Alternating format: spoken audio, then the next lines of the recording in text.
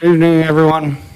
Welcome to beautiful downtown Grand Forks. Today is the Grand Forks City Council's Committee of the Whole meeting for Monday, October 9th, 2023. Under item 1, call to order. 1.1, welcome and roll call. Weigel. Here. Osowski. Here. Weber. Here. Lensky. Here. Kavami. Sandy. Here. Dean. Here. We have a quorum. Great. Under item 2, updates and informational items. 2.1, Riverside Pool update. Mr. Phelan, good evening. Council President Sandy, we've had a couple questions on where we're at with the Riverside Pool, so I asked Melanie to put together some information to give you an update on where we're at with that, so I'd ask her to come up and give you a quick briefing on it. Great. Ms. Barbie, good evening. Good evening. This is quick. So the pool itself was built in 41. It was part of a Civilian Corps, Conservation Corps program. Work was done in the 80s, and then major improvements were made after that in 2008. The city decided at that point in time to keep the pool, and if you remember, there was actually a vote, and the community wanted us to continue to operate it and support it. So the city owns the pool, the Park District manages the facility, and on average, we have an expense of about $30,000. At the time, we weren't sure what that expense would be, but that's what it's been over the last few years. The city actually makes larger improvements to the pool. The Park District does the day-to-day operations. So over the past few years, we've widened the deck. We've added some just lounging equipment. The slide is needed to be resurfaced.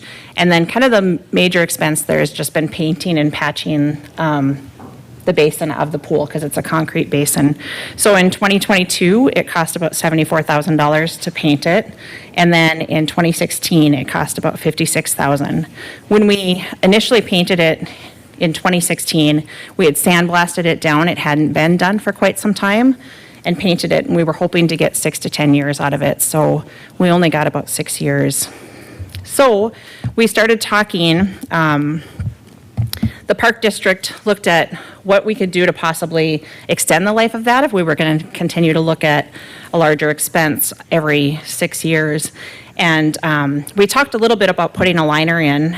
In 21 and 22, we talked with EAPC. They were actually the ones who had designed the work that was done in 2008. And they actually heard that there was piping underneath that had been leaking. So we worked with Lunseth and actually did some pressure testing and had determined that the piping below the pool is actually in fairly poor shape and it is leaking. And so then we looked at the concrete of the pool as well because there's a spalding that's occurring where it basically is crumbling off. It's hard to get it to patch and stick. And then EAPC had recommended working with Braun Intertech to actually do a study on the concrete. So they cored into the pool itself. And you might remember, because we talked about this back in 2022, what happened with that study. So those results came back and we determined that the concrete had this rare aggregate present in it.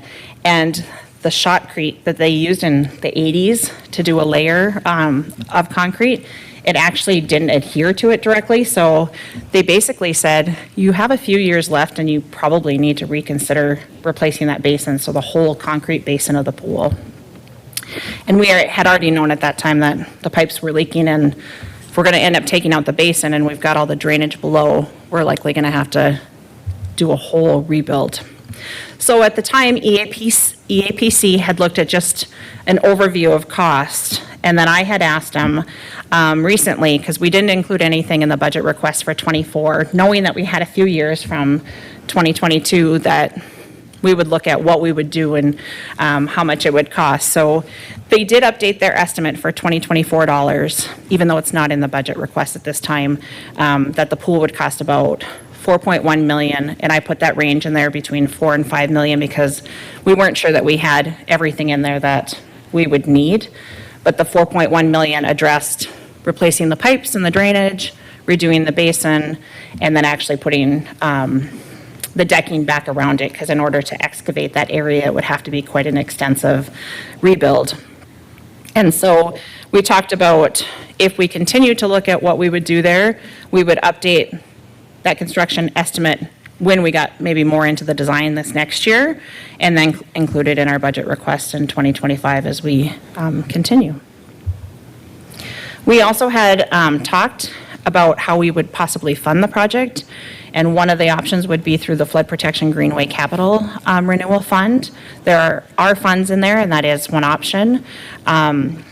Maureen had attended the League of Cities and had asked us about the North Dakota Land and Water Conservation Funding, and that's an opportunity for us as well. That's a 50% cost share, and so we would have to pay for it up front. But if we were successful in a grant, which their next round of opening up their grants is until 2025, we could possibly get a funding partner in that with the Land and Water Conservation Funding. So tonight, I just wanted to provide an update, knowing that there's been some talk about Riverside Pool, what we're doing and what our plans are. We would work to rehab that and work on a design on what that would take and refine that cost estimate. And then we would continue to come back to you as we look at budgeting for 2025 and what that would entail, making sure that we had everything that the community wanted, and then look to possibly design and construct it either in 25 or 26, depending upon that funding through the Land and Water Conservation Grant. Thank you, Ms. Parvey. Any questions for Mr. Ving? Yes, sir. Ms. Parvey, at what elevation does the interim dike does the water overlap and the pool flood? We were just looking at that, and I thought it was 45, but I'd have to double check. I don't remember if it's 45 or 46 feet. Okay, and does that flooding impact the integrity of the pool itself? The pool's been flooded a number of times, and we're able to clean it up. We have a hard time getting contractors to want to go in and clean it up, but we do remove all the mechanical equipment. It was designed that way in 2008, if you remember that we could remove things. So we do remove a number of mechanical units, or the mechanical units tied to it, and plumbing fixtures, so that that piece of it isn't as impacted, but we just have to remove the silt and clean it and disinfect it before we can open it. And didn't you identify if we did rebuild it, it would be like a 50-year, something like that? Yep, So- I had asked that question on Thursday when we met last week, and that's what they were anticipating, is if we did a full rebuild, it would be about a 50-year investment. Okay, thanks. Is there any opportunity to raise the height of the facility? If we're going to put $5 to $6, $7 million into it? Yeah, I suppose we'd have to work with the Army Corps of Engineers, whether or not we could match, where the low-level levee is. I know they had at one time studied the hydraulics in that area, and the low-level levee was protected to that, whatever it is, I think 45 or 46 feet, and then that was as high as they would go. So I'm not sure if they'd let us build up inside that area or not. I think it'd be worth asking the question. Certainly also be nice to know, at that height, how often do we expect that it would go underwater? Absolutely. Mr. Weber? We're asking for a vote on an aquatic and turf center coming up, which would hopefully, when would that pool be finished? When would that facility be completed if, I'm going to defer that one. thanks. You mean the indoor one, council member? You're probably looking in the 26, 27 timeframe. 26 at the earliest, 27 should be completed. So as a concern would be that we conflate these, but these are separate issues. Yep, these are completely separate issues. The 50-meter pools are meant as our indoor pool for the entire community, for competition, for indoor recreation. And really, these outdoor pools, whether it's the Elks or Riverside, are really meant for a 2 to 2.5 month period of time during the summer months.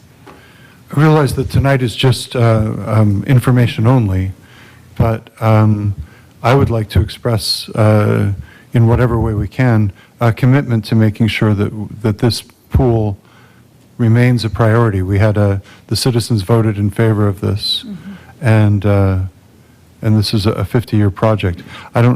Any suggestion how we could make such a statement other than me saying something like that? Council President Sandy and Council Vice President Weber. I think we wanted to bring this to you is because we did talk to you about a year or so ago, and so Right. we wanted to bring this to you just to make sure that we're on this the right path of moving forward with this. That we want to keep it in place. We want to get it renewed. I think Maureen and I looked at that fund that we mentioned is really intended for long-term capital renewal and replacement of our flood protection greenway system. So that's our entire greenway and flood protection. So that's the fund we've used for the flood station rehabs that we've been doing. So we feel like this is inside the greenway. It's part of the flood protection greenway system. These would be the natural funds. Another fund you possibly could use is, we do have funds in the Waterworks Fund too. So I think we want to really go for that state matching grant, if we can get the 50%. And the good thing is we're well in advance of getting a concept and a design to tell the state we're shovel ready to go. To get that 50% grant, really compete for that. And then on that 50% match, I think we have, whether it's the Flood Protection Greenway Fund or a Waterworks Fund, we have plenty of other funds that we can demonstrate that we have a local match. And we want to engage you along the way so that if we replace what we have, do we want to add some additional amenities for the next 50 years as we move forward? Knowing that and we call it Riverside, but really it's a community's pool. It just happened to be in Riverside Pool area. So really we're looking for some feedback that we're on the right path so that when we start talking to you in 24 and incorporate it into the 25 budget, that we're going down the right path. I know friends and family from across the city who make use of this facility. It's the Grand Forks. It's for the whole city. What kind of balance are we currently carrying in Fund 4154? Is it a fund that we can talk about a balance? Yes, so President Sandy, Vice President Weber, members of the committee, I believe currently it's running a balance of around $7 million. We have the use tax that goes into that fund on an annual basis. It's also meant for, and has a 6-year CAP projected out as part of your budget document for other capital needs as well. And when we repainted in 2022, we were hoping, again, another 6 or more years. Has that changed, or is this still feeling secure through 2028 and beyond? It's not feeling like that at this No, point. I understand that from a maintenance standpoint, that they would actually like to see it repainted again if we don't do something with it. I don't know if we'll do it this year or the following year, but it kind of requires, what I understand is that the challenge with it not having really good paint across the whole pool is that you get some shadowing, and so lifeguards have a hard time making sure, that they're seen correctly in there. But when we were down there this fall, it looked like it was in decent condition, so I think we can get a year or two out of it. It's just kind of around that time frame. Do we want to spend another $80,000 to paint it if we're only going to get a year or two out of it? And it would take a full year to actually reconstruct it, so we'd be, out a year without a pool too, so. You anticipated my next question, so, yeah, all right. At this point, what you're looking for from council is thumbs up, green light kind of response. Yep, just wanted to provide some information tonight on where Right. we're at with the pool with the upcoming decision on indoor. I appreciate the as well. update and am fully supportive of making sure that we maintain this amenity and improve it going forward. Yeah, thank you. Further questions?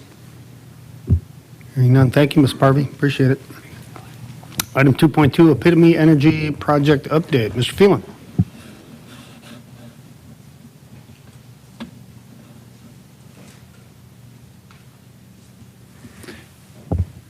Thank you, Council President, members of the community whole. I have with me this evening Dennis Egan, CEO of Epitome Energy is here, and then we do have some additional slides that we want to give you an update on where we're at on how to serve this particular facility, and then also I'm going to ask Mr. Gosta to come up and give you some highlights of where we're at with the development agreement. With that, maybe I'd ask Dennis if you wouldn't mind coming up and providing an update on where you're at, and then I'll go through the specific slides that we've been working on. Thank you, Mr. Phelan. Mr. Egan, good evening. Thanks for being in Grand evening. Forks tonight.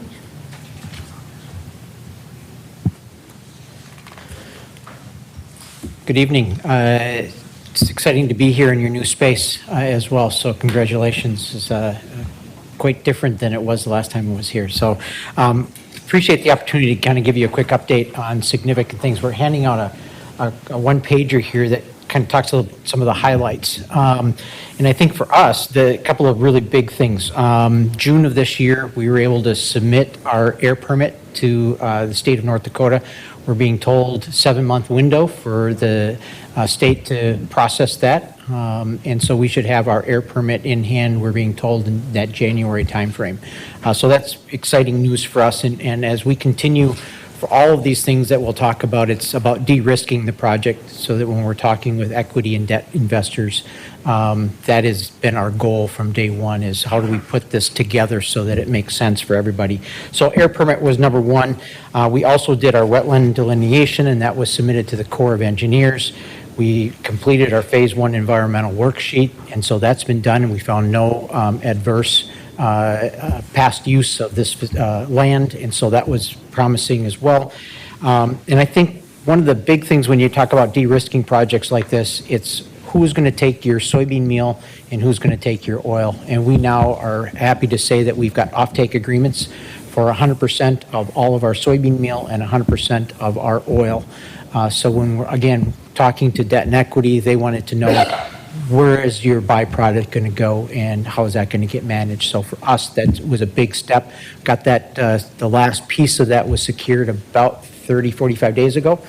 So that's relatively new in the long term.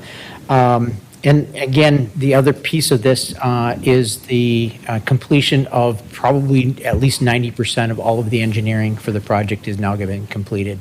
And we've gone out to bid for all of the mechanicals and all of the pieces, not just the mechanical, but also the apparatus that we'll need to move the soybeans to handle the offtake and processing of our meal. So all of that now has been bid out, and we're waiting back for bids on all of that major equipment. On the site side of things, still moving forward with Northern Plains Rail and locking in our agreement with them.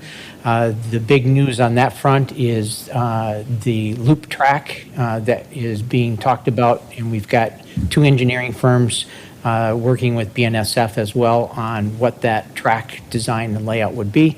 And our partner with Northern Plains Rail on that one continues to move forward. Again, just to reiterate, our EPC contractor is locked in, and that's Fagan Inc.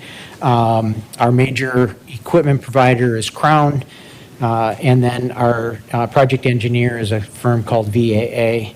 Also happy to say that, as you'll hear, we've come to some agreements in terms of where we're going to get our water source and what those relationships look like with both the city and Agassiz, and we'll continue to work out the details on that. But I think big term, we've decided how that's going to be handled.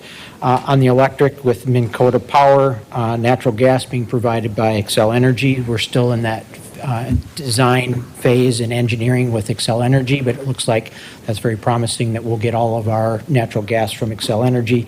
And then our main line, BNSF Rail, continue to have positive feedback from them in terms of that strategic partnership as well. We also had hired, first of the year, a group called Capello Global out of California to help us with the debt and equity side of things as you put together a $420 million project. And they brought a lot of great people to the table on that one. You'll hear from Dan on the developers agreement. I think for us, now with our site engineering, we'll be able to provide the city kind of what the project itself looks like and where and how that'll fit on 25 plus acres or so of the 60 plus that we will purchase from Northern Plains. And then we've put some timelines in terms of other things that we're getting bids on. We want to still try to get the soil borings done this year. So we're out to bid on 3 different contractors that would do the soil boring. And then we're waiting also on our stormwater plan. We've got bids out and waiting for those bids to come back in. We RFPs out, but waiting for the bids to come back and have that stormwater plan, put that framework together so we can come back to the city and the state on that.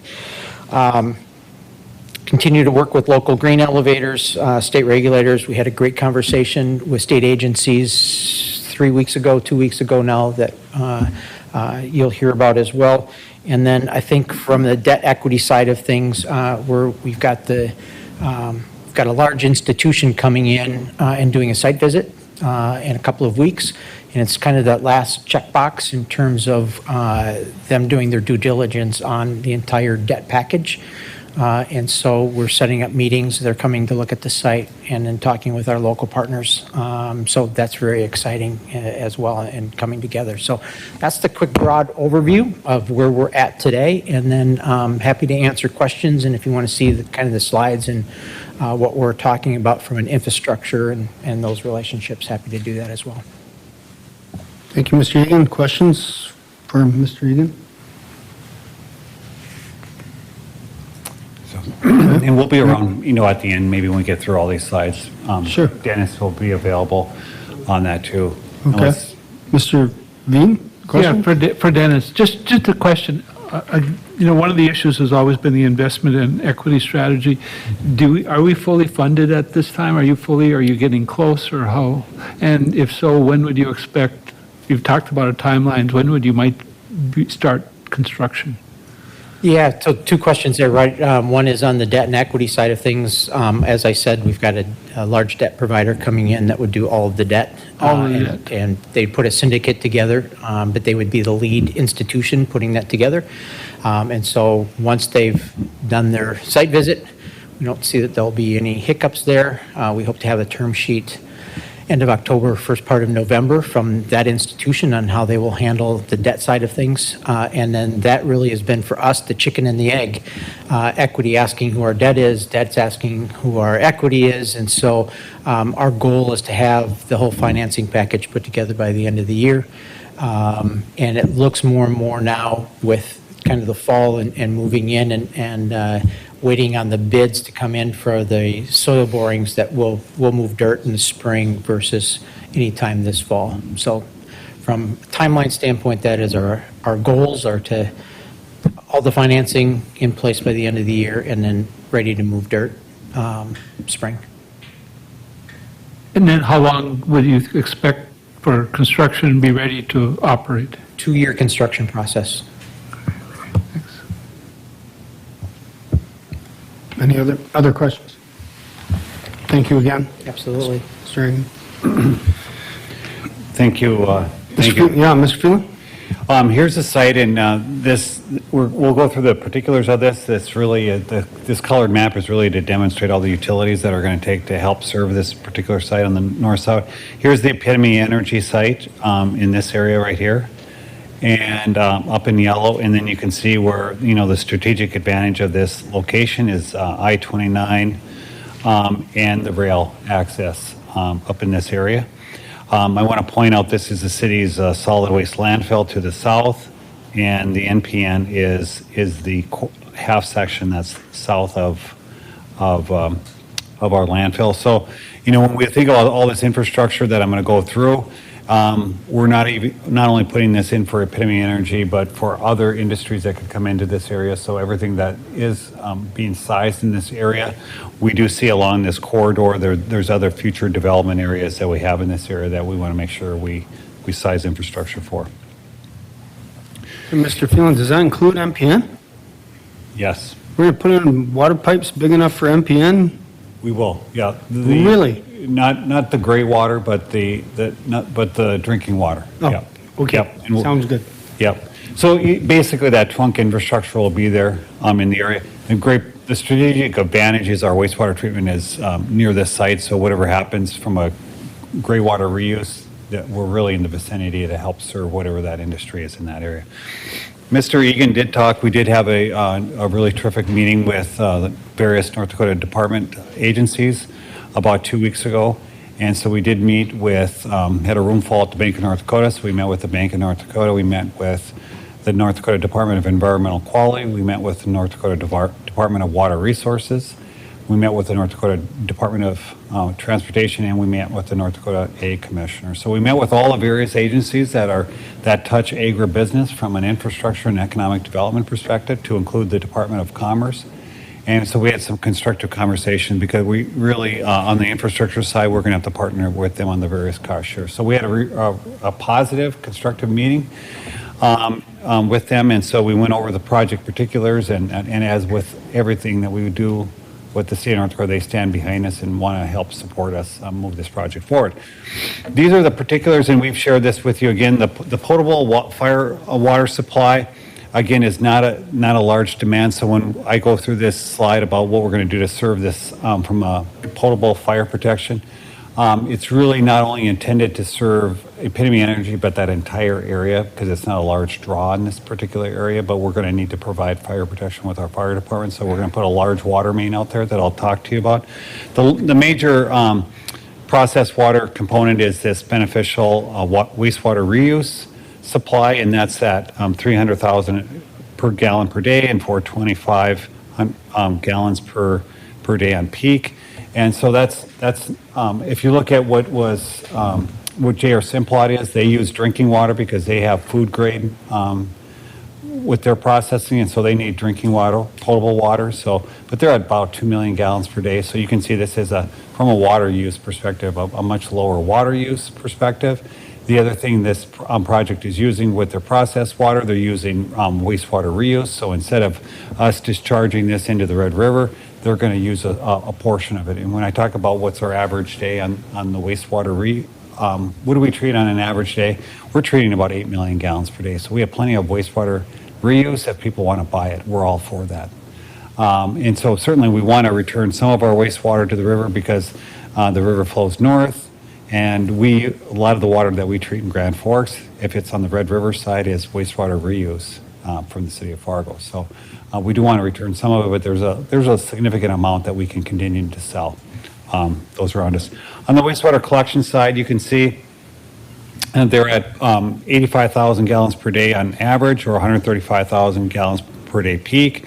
And so that tells you, the math equation is that they're going to use up some of that water in their process and return less of that in wastewater. So again, that 135,000 at peak is not a large number. Again, Simplot is probably maybe a little bit less than 2 million gallons per day because they're using some of that up there in their process. But just order of magnitude, this is a much smaller water user and a much smaller wastewater user for the city of Grand Forks. And if the other project, the Fufang Wet Corn Mill, those numbers were 6 million gallons per day of water supply, and it was about 2.5 million gallons per day of wastewater collection and treatment. So these order of magnitude, this is a much smaller facility and demands. We're working on stormwater and transportation. I think when we go through these numbers, the two largest challenges we are going to have is this first one is the potable water and the fire protection line. So two differences is that we are working with Agassiz Rural Water because we've talked a lot about our agreement with the rural water entities, both with East Central and Agassiz Rural Water. This area that we're going to be in this area, our current agreement in 2000 does not cover this area. Therefore, we're going to have to work out a separate agreement with Agassiz Rural Water on providing water supply in this area. In this case, this is drinking water fire protection supply. So what we're proposing to do is interconnect up on Highway 81, where we're currently, putting in water supply lines. We're going to cross Interstate 29. We're going to go up 55th. We're going to serve the site, and then we're going to reconnect at our wastewater treatment plant down on 69th Street. So we'll be able to loop the water. The important part is this is going to be a large water main with not a lot of use. And so the important part of what we're trying to do is connect it to our existing distribution system is we want to be able to loop the water so it doesn't have a lot of water age. Keeps to be flow. But really this water main mostly will be used in the event of a fire protection issue. And so when I talked about Council President Sandy is that really this water main is going to be able to then serve from a fire protection potable water, a lot of area up there as we move forward. And is a significant investment. So if you want to look at large investments that we're going to have to make, that's that $11.4 million total cost share. We did meet with the State Water Commission or the North Dakota Department of Water Resources at our meeting a couple weeks ago. So the state has a water supply cost share. And so for rural water entities, they can get up to 75% cost share. For municipalities like Grand Forks, they provide up to 60% cost share. So we're going to be working with our state agency and with Agassiz Rural Water on trying to get to that 75% cost share. We're going to have to work out with Agassiz Rural Water on how, I suspect right now what we're planning on, it'll be city water. Agassiz Rural Water may own the pipeline, and then it'll come back into our system. So it'll be a more complicated infrastructure than we've done before, but probably the closest example we have is down in the city of Fargo. So when you go down to the city of Fargo, lands south of Fargo or in the city of Fargo, they're using city of Fargo water, but it's all Cass rural water systems that are supplying it. And so we're going to work out some sort of collaborative agreement in this case, in that vein. The real advantage of this particular site is that it's near our wastewater treatment plant. As you know, we've talked about expanding our existing wastewater treatment plant, and we're going to add some new technology. And that new technology that we're going to put in it will treat our wastewater to a really robust level that will be able to deliver to industries like Epitome Energy, and that they'll be able to use that water, do some further treatment at their site, and to do what they need to do as part of their process. And we're really strategically located. So you can see that overall investment, it's about $4.1 million, and then we're calling the $1 million for local share. This is one more example where the state of North Dakota, through the North Dakota Department of Water Resources, again provides a cost share. So they're going to call this water supply. Again, it'll be a similar vein, 75% cost share for the rural water entity, and then 60% cost share for the municipality. And so we're going to have to work out with Agassiz Rural Water in the state of North Dakota about who actually owns this pipeline and what kind of cost share that we get as part of it. It will be the city's wastewater reuse from our wastewater treatment plant, but we'll work on the particulars. If you look at one of the classic examples right now in Castleton, they're building a soybean crushing facility. And so you can see it coming out of the ground. So if you ever drive down I-94, you can see a structure going up. That's a similar facility that we're going to see in our community. They're using Fargo's wastewater reuse. They're piping it down the I-94 corridor to their facility. So I think that's a 20 to 25 mile transmission line. The state's paying, I don't know if they're paying 75 or 60, but we'll find that out. So we really have a strategic advantage in that, is that we're so near, and the state's paying a similar cost share, but at a much less mileage as we move forward. So similar vein in that. The next one is wastewater collection. And this is where we've tried to reuse some of the existing infrastructure. We're planning on building a wastewater pump station that will exclusively be for the Epitome project site. And again, I talked about some of those numbers are not overwhelming numbers. We're going to have to build a force main from the site down the 69th corridor. And then this red line is an existing wastewater force main that we put in when we built a solid waste landfill. So landfills create leachate that we need to treat at our wastewater treatment plant. So we're going to allow Epitome Energy to use a portion of this pipeline to get it to our wastewater treatment plant. And that will reduce the capital cost. So the capital cost for the wastewater collection system and pump station is only $2.8 million. It will be dedicated to Epitome Energy, and so it won't have a broader community use other than for Epitome Energy. As part of the agreement Dan's going to go into, we're proposing that we have capacity in this line for the next 20 plus years. So we're going to allow Epitome Energy to use that pipeline until such time as our wastewater or as our landfill continues to gets to be developed. And our landfill is going to get developed from this southeast corner, and it's going to move north and then to the west. At some point, our landfill is going to create more and more leachate because we're going to have more and more garbage.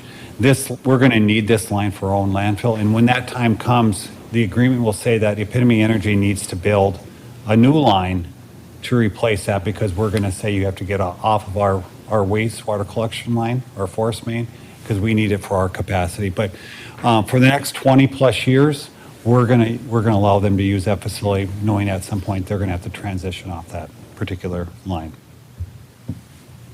The next thing that we're going to try to do is really leverage what we've done at our solid waste landfill. Is they're going to need a stormwater pond on their site. That will be the cost of Epitome Energy will have to build an on-site stormwater pond, but they're going to need to discharge it somewhere. And in this site, what we've heard from Rye Township and Faulkner Township, there's lots of drainage issues.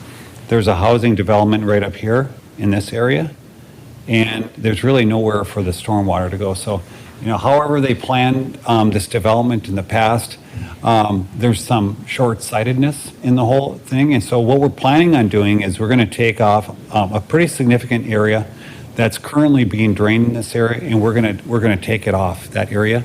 And then we're going to redirect it to they're going to build a new stormwater force main, and they're going to interconnect it on 54th Avenue to a new discharge, to our existing discharge line, and go to the Red River. So in a similar vein, they're going to use this line right now as a discharge line for our stormwater for our pond at the solid waste landfill. We're going to allow them to use that line to discharge their water. Again, trying to reuse existing infrastructure that we have. This line on 54th used to be a smaller wastewater discharge line that we turned into a stormwater line to discharge for the solid waste landfill. So always trying to reuse things in this particular area.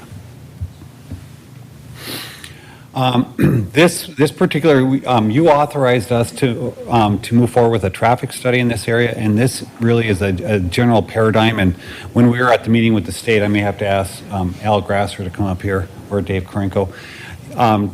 At the time, Christian briefed this, so Bolton and Make did a traffic study in this area. And so I talked about the drinking water fire protection line. Is a significant investment. Thankfully, we have a 60 or 75% cost share. This is another big leap because these are township roads in this area and that we're going to need to improve. And there's many miles that we need to improve. So this is a challenge. The other challenge is on the west side of 55th is Rye Township, and we've worked with Rye Township for several years. Because we've been in their landfill and they're good folks to work with. On the east side is Faulkner Township, and two of the representatives are here tonight. So we've been trying to keep them up to speed on what we're doing in this vein. Whatever happens in this area, and if Epitome moves forward, we're going to have to pave 55th. The traffic study says we're going to have to pave 70th, and this is what the original, and they were going to have paved this township road. And so there's a lot of miles that we're going to have to pave. There's some other things that, like a turn lane up here off of North Washington. And then there's some proposed, not right now, but maybe some intersection improvements at the interchange up there too. What we propose to do is, with this, is that to take a look at what we need to do. And the other difference with this particular project is we would only propose to annex the Epitome Energy site, and we would propose to annex the areas that are along our infrastructure. So the roadways, the underground utilities, those would be the areas that would be annexed along the way. We're going to end up with a lot of future assessments as we move forward with these projects, because we're going to put in robust infrastructure.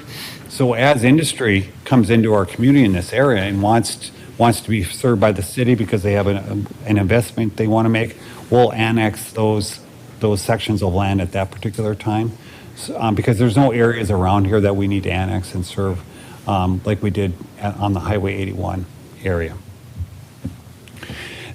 What we looked at also with all these improvements, we made some modifications. The traffic study would have had us, create 55th as a more of an urban section with a curb and gutter and all those sorts of things, and try to look at it in an alternative way.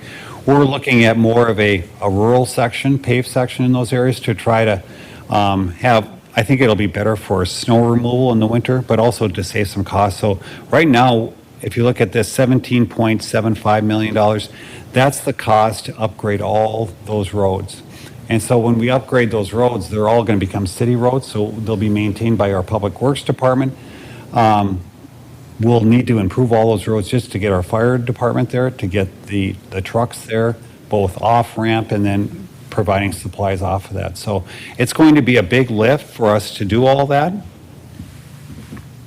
And so all told, if I add up all the numbers, with the improvements, it's approaching $40 million of improvements. And I talked about a lot of the state cost share. So the potable water and fire water, that's where the 11.4, that's where we're looking at a 60 to 75% state cost share. And then we'll have to work out who's going to pay the balance of that. The beneficial reuse supply, the 4.1, again, we're going to get a 60 to 75% state cost share. And in that vein, that's going to go, the remaining local share is going to go directly to Epitome Energy. So we'll end up with a rate case for them to pay that local cost share. The wastewater collection, again, that was $2.8 million. That will pretty much solely be for Epitome Energy's benefits. So they'll pay a rate to use that. So there'll be no other impacts other than to Epitome Energy. The stormwater, the 1.3 is a similar case. And then the $17.7 million, that's going to be a big number that we really are going to have to focus on. I mentioned all these programs. So when we met with the state of North Dakota, these are the key programs that we're working on to move this project forward. In particular, we've worked with the North Dakota DOT. And so some of the programs we're going to have to work with Grand Forks County, because some of the these township roads that we're going to improve make a whole lot better and then manage and maintain over the long term. It's going to be a terrific improvement in this area.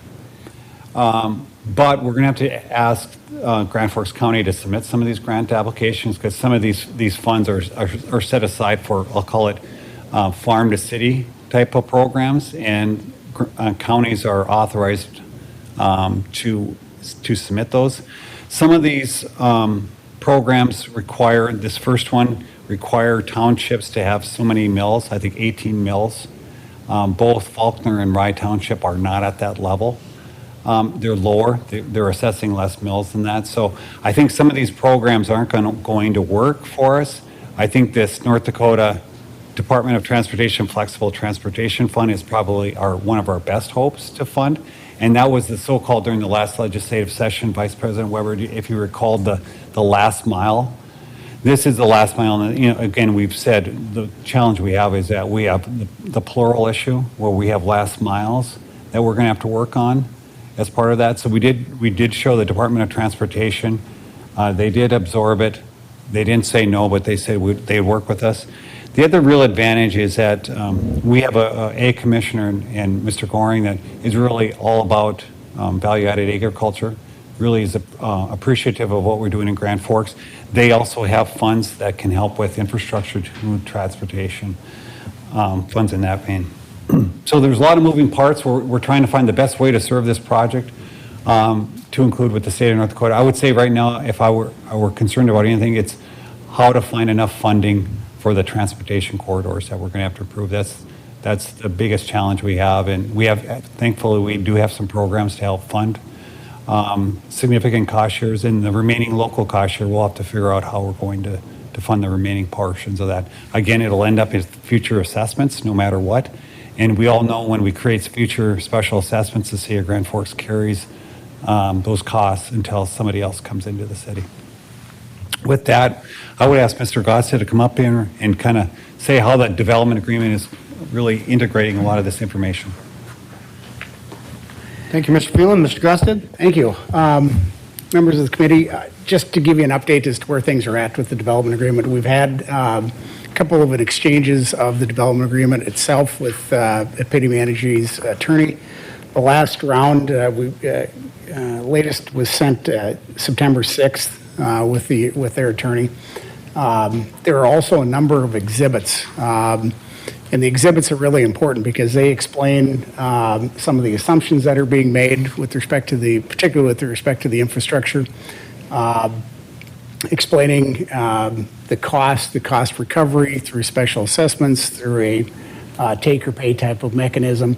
A number of those exhibits have been sent, particularly with respect to the gray water, potable water, wastewater, and stormwater exhibits explaining those particular infrastructures have been shared with Epitome Energy. Also, if you recall, there's going to be a letter of credit. Some of the and we're dealing with a letter of credit that there may be a replacement letter of credit or funds that are placed in an escrow account. Those documents have been shared with Epitome as well at this point. I expect that we'll have a meeting with their attorneys and with Mr. Egan in the near future to discuss those exhibits. Some of the exhibits that are still outstanding that I think Mr. Egan described it, that they're in a position that one of them is to give them a sense as to what type of fees and costs they can expect in the future. Also, there's an exhibit with respect to rates for wastewater and the gray water, how that'll be calculated, the methodology that'll be set forth, so the Epitome has an understanding. It's not going to set this is what the number is going to be, but it'll provide them a mechanism as to so they can understand how it's calculated. And then milestones for the city, milestones for the Epitome, and to come up with the costs, what I describe as the soft costs, those things that aren't necessarily recoverable through a special assessment that would be covered by the letter of credit if by chance this development doesn't go forward. Coming up with an estimate on those numbers, and we're working with AU2S to arrive at that number so that we have an understanding as to what the amount of the letter of credit will be based upon those estimates. The one thing is I'm not going to go through each of the components here. Just to point out a couple of things is that the development agreement is, again, the framework for the development. It lets both parties understand what the responsibilities will be. There'll be oversight by the city regarding their development, the development plans. They will also take a look at our infrastructure plans to make sure that it's copacetic with what they're doing and the infrastructure works together. There are, again, the letter of credit, we talked about those a bit. There are a number of conditions within the development agreement itself. I think I looked at it, there's like 26 conditions in favor of the city. So we've seen this before with the development agreement. And again, if by chance the agreement or the development doesn't go forward and the city has committed some resources, the development agreement has a mechanism to end the agreement and to recover those costs. Of course, the premise behind this is to get to the development, to work in good faith between the parties. That's the underlying premise behind it, but it gives a good roadmap for both parties to understand what it's going to look like as we progress forward. So be happy to answer any questions, but again, my expectation is we'll have a meeting in the very near future to finalize the development agreement, finalize the exhibits, and then present the final document to the council for its approval. Thank you, Mr. Gostad. Any questions for Mr. Gostad or Mr. Phelan? Yes, Ms. Wosowski. So the $37.3 million, that is like the total cost without cost share, correct? You're right, Councilmember Osowski. That's the total number. We'll call it support infrastructure to make the project happen. And I talked about that 75% cost share, the 60% for this. I think the one unknown is that 17.7 for the transportation. We'll have to work with the DOT and how we can get some cost share on that. And we want as much as possible with that because I think even the DOT understands these are roads in between where the city is, and we're certainly taking a lot of the responsibility, but they're going to look for funds to help us out. So at this point, though, what is like, because for the portable water and fire water, we won't pay $11.4 million, will we? No. So do we have like a city, like maybe a graph like this that says kind of our cost share on that? And then what happens if like we sign a development agreement and we don't get any of these state programs, you know, that help us cover the $37 million, and are we just as a city on the hook to pay for all of it? I think Dan's got a good answer on this, and that's why I think the importance of us getting a development agreement and getting it in place, you know, as soon as you guys are ready to do that, because then all the risk going forward with that is a shared risk. Right now, although what we're doing right now is really on the city of Grand Forks. But I'll have Dan answer that. Mr. Costello? Yep, thank you. Councilmember Osowski, the development agreement contemplates that the city and Epitome will work in good faith to apply for the cost share, but the development agreement makes no promises that those funds will be, that we're not making any promise that the cost share will be there. It'll be up to a third party. And then, again, the development agreement would also have to address then if there's a shortfall with the cost share, who covers that? And right now, the way it's teed up is that those that would be subject to special assessment would be specially assessed if they go forward. And that might be one of the circumstances where the parties take a look and say, we were hoping for a cost share. We might have to revise what the plans look like. We might have to make those revisions. And that's the nature of entering into the agreement, that the parties try to work in good faith. May not work out, and that's what the development agreement is intended to do, is to address those types of circumstances. So like when can we start applying for some of these funds? And like when would we be able to know? That's a very good question. The state of North Dakota asked, well, so when do you guys anticipate being back here? And the answer I provided at that meeting at the Bank of North Dakota, I anticipate that we would be applying this January. We certainly have to work through the development agreement here in October, November, December, but I set a tentative date. We'd like to be in front of him in January, and we want to be able to go to the state agencies to say that we do have a development agreement. It specifies we have to work with the state in good faith in getting these cost shares that are available. So that's what I've said to them. To the DOT also, the time is of a bit of the essence because some of these programs are already in place over this next 2-year biennium. So I think that seemed like a reasonable time frame that we would apply for them early next year. For an anticipation of really, we're going to have to start, final design and construction as early as next year on some of this infrastructure. Thank you. Further questions? Mr. Weber? Yes, sir. It seems one of the answers to the question, when would we apply for these grants, is after we have the development agreement, right? Yes.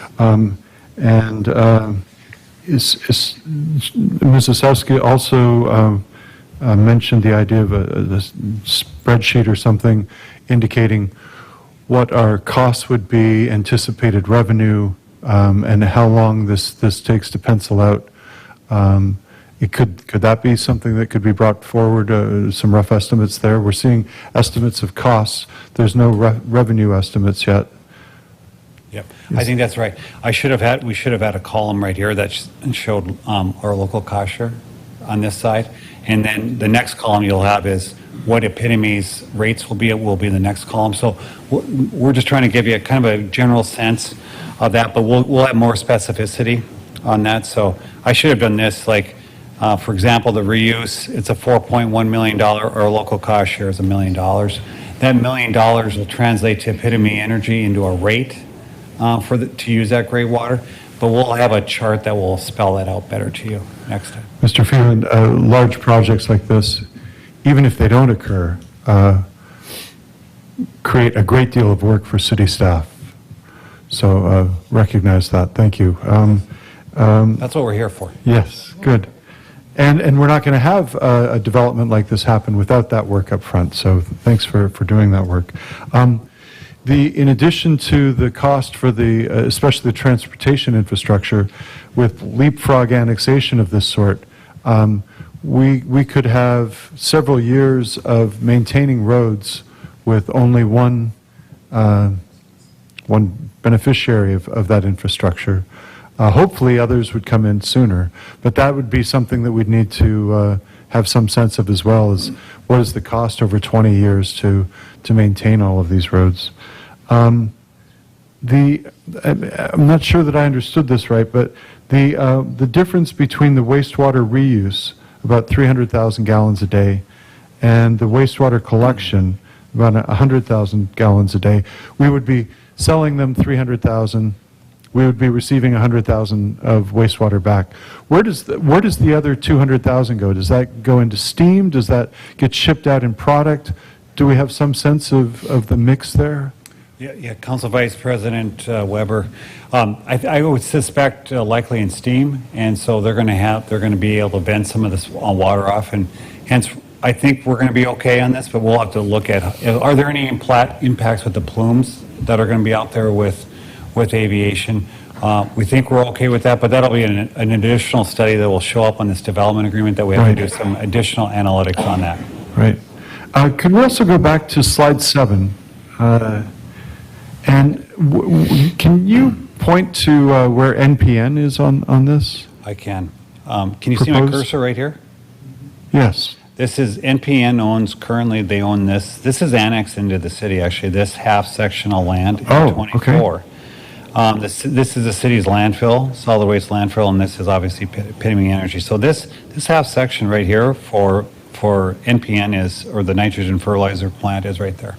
So I referred to this as leapfrog annexation. Is it? But it's expanding existing leapfrog annexation?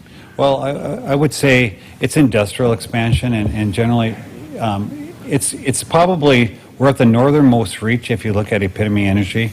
I think whomever here lives long enough, I think eventually this will get filled in along 55th with industry. And so we certainly have a lot of capacity that we've built in. This is the LM Windblade rail site right here. That's where they haul those out. We've had ongoing issues with this road on 55th and on 70th that we work with our colleagues in Faulkner and Rye Township and helping to support that. So, a lot of these roads, just because they're industrial growth that aren't even in the city, we end up paying cost shares on these township roads just because they always see it as city development, even if it's in the county. So more often than not, we bend over backwards to make things right. I wish I'd pushed harder 10 years ago for a northern railroad bridge, because there's going to be a lot of rail activity out here. Yeah. And that's going to have to go all the way up there and then come back through town. But a lot of this product would it all be shipped by rail, or are we anticipating a lot of this being shipped by on land as well? I would ask Mr. Egan by if he truck. wouldn't mind joining the microphone and answering that. I think we've had actual numbers about that in the past, but As it stands now, probably all of our oil is going to go on rail, so it's about 60 million gallons. On the meal side, we'll be producing about 940,000 tons of meal. We think locally there's a market of about 300,000 in the livestock industry as it sits today. So 2/3 of the meal is going to get shipped out via rail as well. and by local, are you looking at a radius of a few hours drive time, or what does local probably mean? local 100-mile radius. 100-mile radius. Mostly north. Okay. And while you're here, sir, anticipated workforce for construction and then for operation? Operational, somewhere between that 55 and 65 full-time permanent jobs. And then on the construction side, we're looking at a couple hundred construction jobs for 2 years. A couple hundred for 2 years. Okay, thanks. That's all my questions. Thank you very much. Mr. Egan, I'm sorry, before you wander away, what about the product that's delivered to the facility? The soybeans, how are they getting to the facility? Yep. The vast majority are going to come in via truck. Truck. We are preparing for rail delivery in the event that there is a period of time or a year where the local soybean market isn't as robust as it is today, whether it's drought or whatever that might be. So we will have the capacity to bring beans in via rail, but right now as it stands with the volume of beans grown locally, we anticipate 70-mile radius for all the beans. Is this a full unit yard that would be built up here? Is there any opportunity for sharing rail infrastructure with future users, or would you have your own unit yard there? No, we're partnering with Northern Plains Rail. We'll actually, the way it's looking right now, we'd be able to have simultaneously 3 unit trains on site, meal, oil, and bringing beans in. We just need to make sure that BN signs off on how we would manage worst-case scenario. My apologies for cutting in there, President Sandy. No, good questions. Any idea how many trucks per day? We're looking at the 100. It's going to be plus- peak time, yeah. right? Somebody's going to be storing beans, I would assume. And so you're going to be getting, I would assume in the fall is more peak, but all winter long, you're going to be receiving About deliveries, 100. correct? Right here is what the study shows, but we'll be bringing in about thank you. 120,000 bushels a day. So those are round trips. 288 trips a from day. From the truck side of things, and then when you've got deliveries and you've got employees, that's Sure. probably a bit high, but that's worst-case scenario. Okay. Mr. Phelan, if I'd make a suggestion, I recognize that $17 million for road infrastructure is expensive. We don't build asphalt roads around here for a reason. I would suggest that we should aim on the high side of the $20 million instead of the $12 million asphalt and see if we can't get a really good state match on that, because with this kind of trips per day plus LM plus all the people going to the dump and everyone else that's using it, it's mostly heavy equipment that's going to be on that road. I'm sure Mr. Grasser's thinking the same thing that I am. Just, Makes sense to me. I think the only thing yeah, we it's talked about- expensive, but Yeah, probably not curb and gutter, but some sort of, long lead. yeah, something. Yeah. Other questions? Mr. Bean, questions? Yes, sir? Yeah, I'll follow up with that. When you talked about at least the road system now, obviously, as that area grows, it's probably going to need to expand, I would assume, because you're going to have more businesses along that corridor. We've talked about, well, we did this for quite a while in the past, the strategic infrastructure growth areas, which we've done to the south and to the west already. Mr. Weber talked about this being leapfrog, and it is a bit of a leapfrog, but it is still developing infrastructure for the future growth in this area, which could be quite expensive or extensive. It looked like you showed a railroad crossing, did you, up there on whatever road that is? You mean under this right here? Yeah. Did you have to cross the railroad to get over to North Washington? Yep, the rail goes right up here. So I'm just wondering if there's the ability to access this site directly from Interstate 29.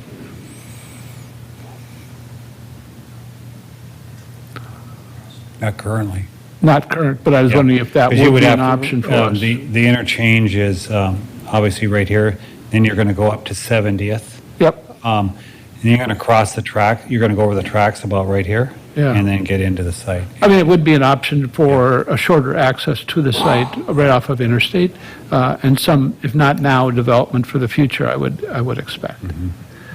And in the development agreement, just a question on some of the risks. We should be able to identify some of the financial risks, right, that would be in there, and how we would handle that to manage, I guess, the city's financial costs. There is. There's actually one of the conditions is an evaluation as to the estimated cost for the infrastructure compared to the actual, and if it is too high, I think it's like 150% of what we estimated versus what it actually is. That's a condition in the development agreement. Yeah. To so the- compare that. Yep.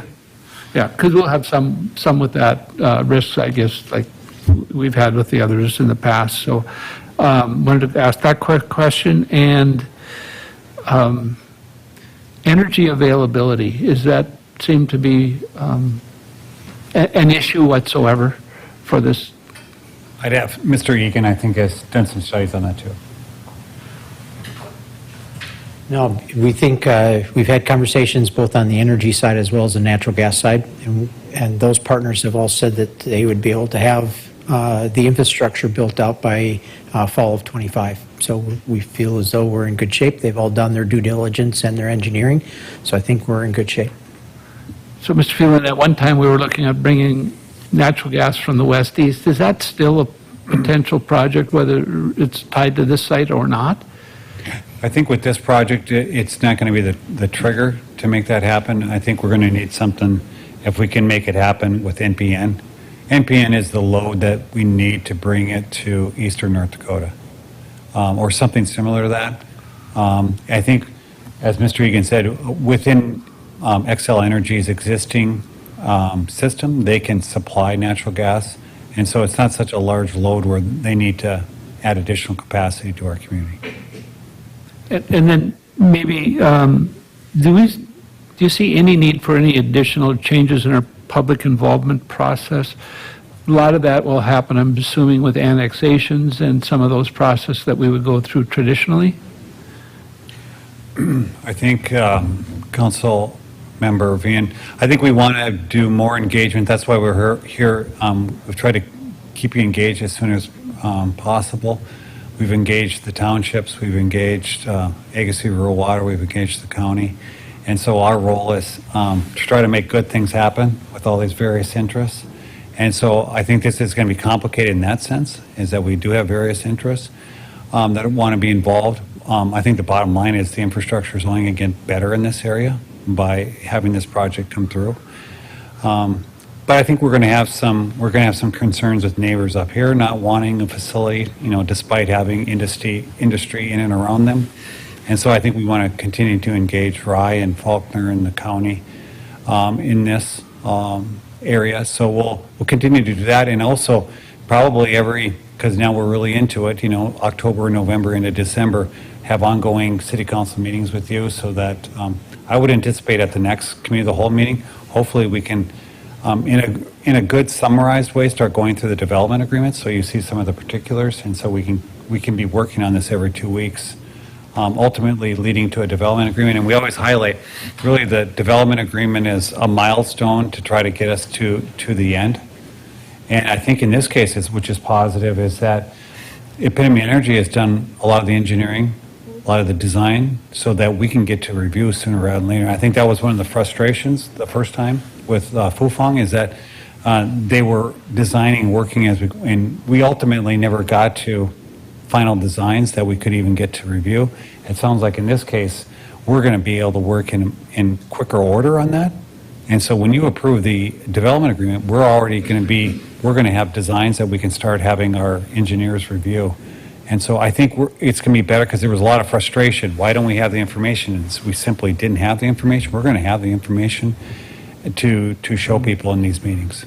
And I'd say that's really encouraging, because before we said we needed a development agreement to answer the questions. This time, it looks like we should have the answers to those questions as a part of the development agreement. Yes. So we can start telling people, here's the actual design, here's what our third-party engineers think.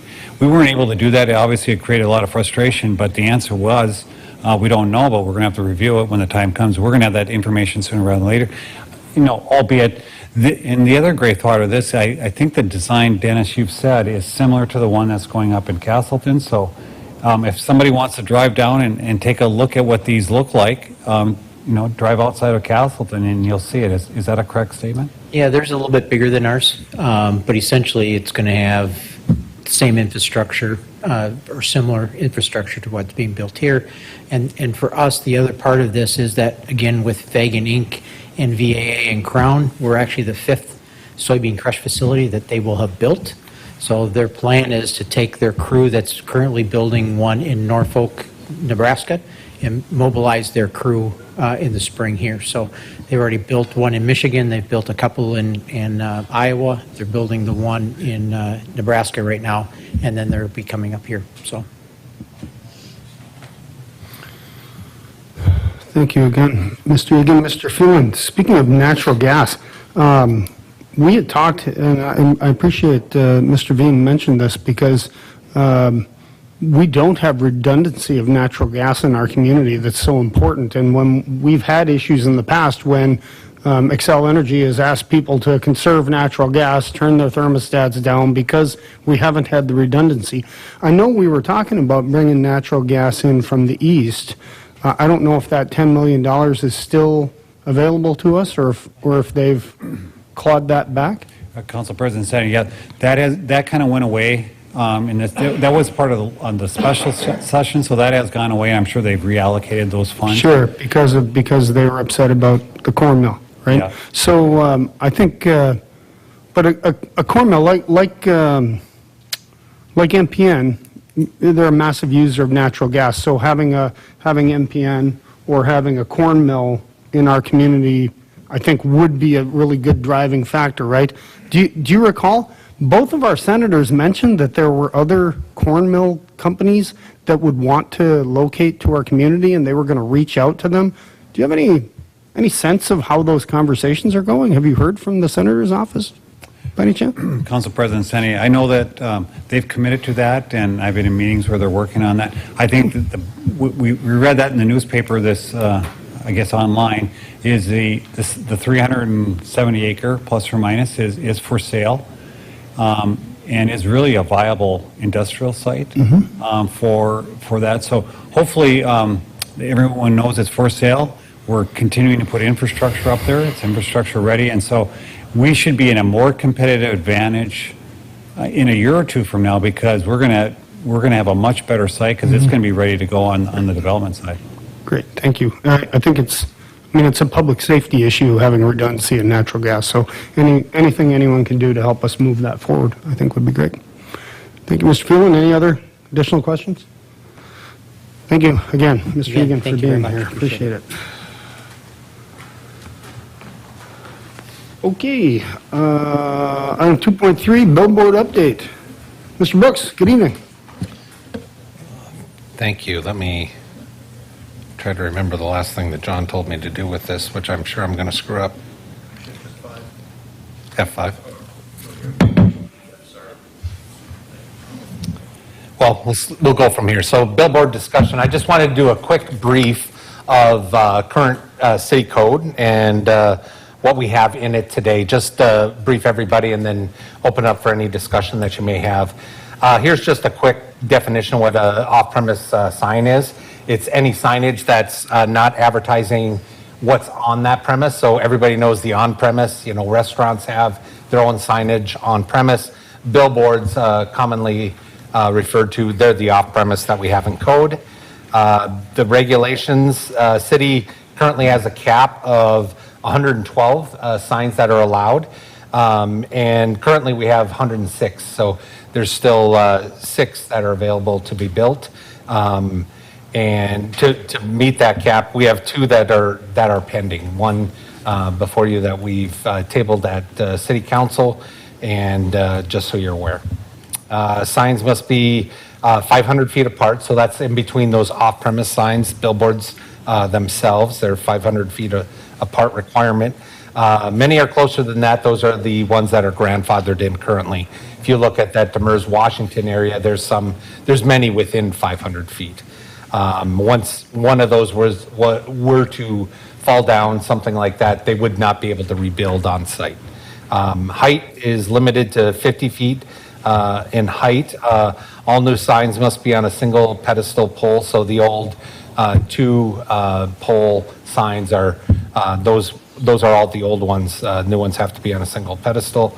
Electronic signs, this is the one part that, the one condition on those electronic signs is they have to be 100 feet from 1 and 2 family dwelling. It's not very big distance, but that's the requirement for on-premise and off-premise. Other than that, we have no additional limits that exist between a static billboard, which is just the old poster style billboards, and the electronic ones that have become the newer signs. The regulations in terms of zoning, in our B3 district, they're allowed to go up to 300 square feet in size. In our I1, I2, which is our industrial zones, they're allowed to be 672. That was the old double, so there's a single panel and then a double. And then commercial PUDs, we do allow those on South Washington. We do allow billboards there, and those would come before you. And then all other billboards come before Planning Commission and City Council that are along South Washington. None of the other billboards have a requirement currently that they would come before Planning and Zoning City Council. And with that, that's just a quick brief of what's currently in regulations, and I'm happy to stand for any other questions. Any questions? Ms. Osowski, yes? I'd like to see something in there about the signs being well-maintained and, being in working order. I know that there's that billboard, I think it's right in front of Fuji, and you can see that stuff is missing off of it. It looks like garbage. It's not well-maintained or anything. So I don't know if we could put something in like that, something like that in the code, or especially going into these electronic billboards, I don't want them just out and then sitting there. And also, can we fine people if they don't comply, and what is the fine? Yeah, I'll work, so in terms of maintenance, there is a requirement. If the city does have to go out, I'll check with our other folks that do that enforcement piece, but I believe we can, if the city was to have to do something, there's property owners. So the property owners are responsible on those. So even if it's an existing business, they've gone away, they should be taking down that sign, and then we can work with that current property owner. And I know they've done some chasing of some property owners on those, and then they've given some latitude, I think, in if they're in the process of getting a new business that's going in there that would reuse that sign. I think they've worked with them on occasion as well. But if there's signs that are falling apart, I'll check on that, or ask them to check on that Fuji one. Yeah, it's just right in that parking lot, right on the Okay. corner there. Yeah, right by Washington. Yeah, Demers. there's like one name of the business up there, and then I think there's just some missing, and it just looks kind of trashy, in Yep, my opinion. So, We'll get with them on that. thank you. Thank you. Mr. Weber? Yes, sir? There's a current cap of 112. We currently have 106. Correct. There are 2 more in the works. Potentially. Can we change maybe this is a question for you or Mr. Gaustad. Can we change the cap to 108? What would it take for us to change that cap? It would take an ordinance modification. And is that a motion and a recommendation for council to consider next week? Yes, if that's the direction you want to take. We haven't presented anything to you, but that's the direction. I can't remember what the number is, like 566 per. Oh, so it isn't just the total number. It means digging into the ordinance and coming up with the current equation that arrives at 112. Or could we just say, no, we're going to cap it at 108? I think if there's one that's pending, and I don't know if that's within the 106. I think you can change the ordinance to cap it. I just don't know where you're at with respect to there may be 1 or 2 that there's an application that's already been submitted, and I'd like to take a look at that and confirm what the implications would be if you change the ordinance while the application was still pending. What I heard was we have 106 signs, there's maybe 2 in the works. That's why I was proposing 108. I think under those set of circumstances, it would leave some of the concerns that I would have, that you wouldn't be impacting somebody that's already made application. I'll move that we recommend to council for their consideration to change the cap from 112 to 108. Is there a second? Second. Second by Mr. Kavami. Further discussion on the motion. Mr. Veen, did you have something to say? So, if I may, Mr. Gaustad, the reason why the applications haven't gone anywhere is because there hasn't been an appetite by this body or by planning and zoning to grant approval on the locations for those billboards. And so I don't see how not just limiting it. I understand what you're saying, and I appreciate it, and I think we should give you the chance to review this and perhaps come back with a recommendation. But personally, I would limit it to 106 myself. And then I guess it really doesn't matter because it's preliminary tonight. But based upon, I don't know if Mr. Gaustad is going to have enough time to come back to us with a thorough review for next week or not. Council President Sandy, I wasn't aware of what the rationale was as to why those applications, I am now, But I will work diligently to be able to have an answer for you by Monday so that the council can move this forward. I think also, this body moved from, wasn't it 900 feet to 500 feet?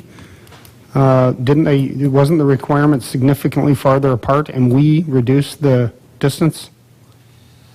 I'd have to go back and look. I don't know if that's, if we remove the distance on that, but I can check that for you. I can't remember if there was a space. We did make some other adjustments, but I don't know if the spacing was one of them. Sure. I also think, I think it was, and I think that we should, if we're going to contemplate adding 2 more billboards, I think we should increase the distance they need to be apart as part of our ordinance.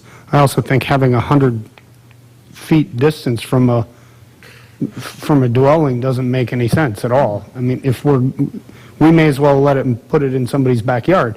So if we think that that's too small, for example, we should have a discussion about how far away they should be from a residential home, be it single family or multifamily. I don't think just because you live in an apartment building, that should mean you should have a billboard out your back door.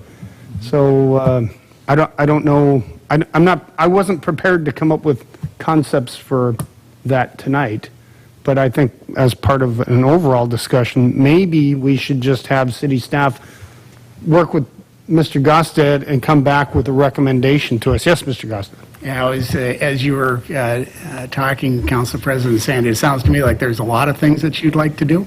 And doing kind of the piecemeal ordinance changes becomes problematic. I think working with Mr. Brooks in my office to come up with maybe an overarching ordinance changes and with the assistance of the council and the city administrator and the mayor to come up with a proposal that can address more than just 1 or 2 issues, but the totality of the problem. It may take a little longer, but you're going to get a more thorough product at the end of the day. Yes, Mr. Dean. If we could, to go along with you, I'd like to put a moratorium on the 106, maybe without changing that, so that we could at least put something like that into play, and then look at the total ordinance, because I have a couple of other quick questions. How long is a permit good for? I mean, once you're permitted, is it for... So the permit is to construct. So once that billboard is constructed, then that billboard's in place. It may become if we were to change rules, then you may end up with a legal non-conforming, meaning it was built to the code at that time. But the permit itself is to construct the billboard. But from then on, it could be there for 100 years. Well, yeah, I mean, yeah, built correctly. And then can you revoke one once they're up? That's a much different legal question that... Mr. Gossett?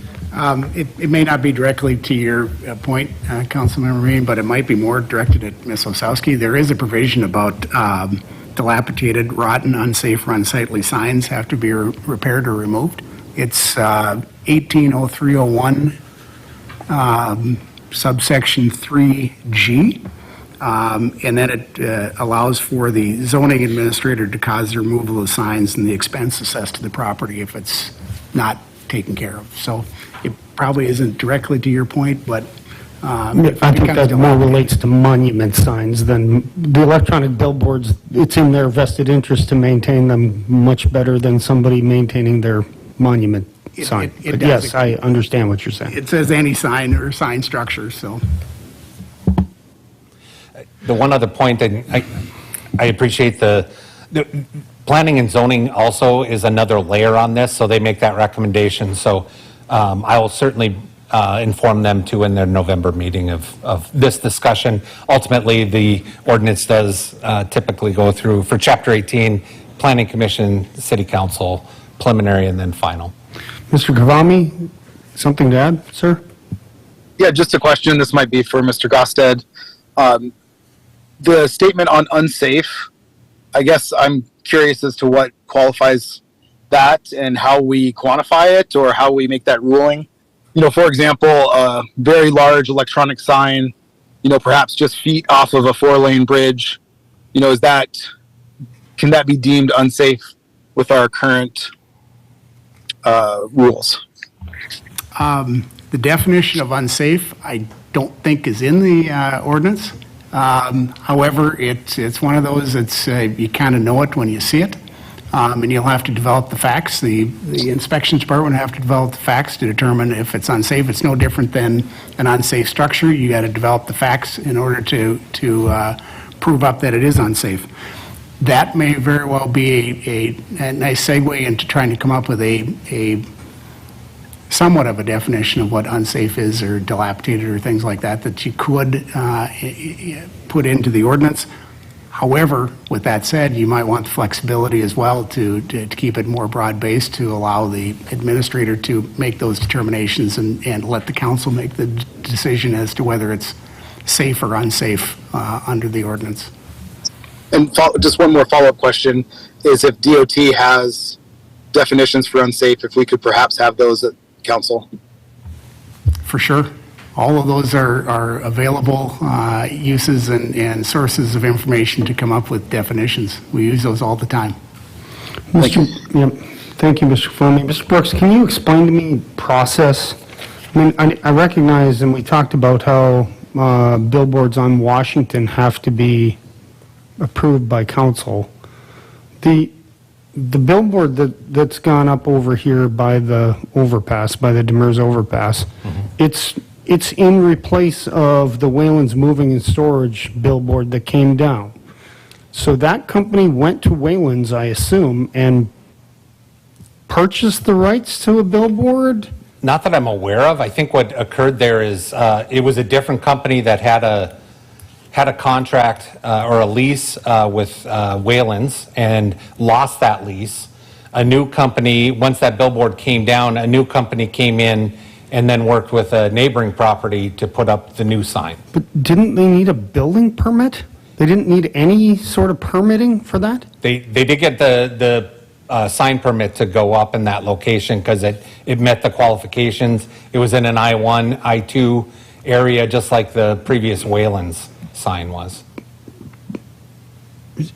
But so somebody in the city looked at it and stamped it and said it was okay? There was, it met the requirements of code, yes. Yep. Right.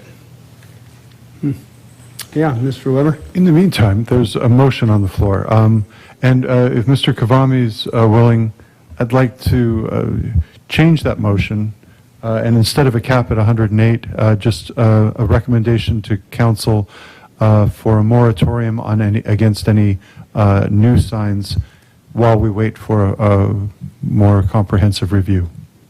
Mr. Kavami, would you be willing to go along with that? Absolutely, thank you. Procedurally, do we need to actually even vote on that, or is that just city staff doesn't bring anything forward to us? I mean, or we can have a show of solidarity. Why don't we vote on it anyway?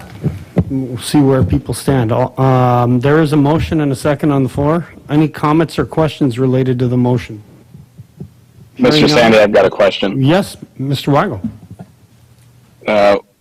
As far as Mr. Weber's motion, he said on any new signs. Are we talking signs or billboards? I just want to be specific.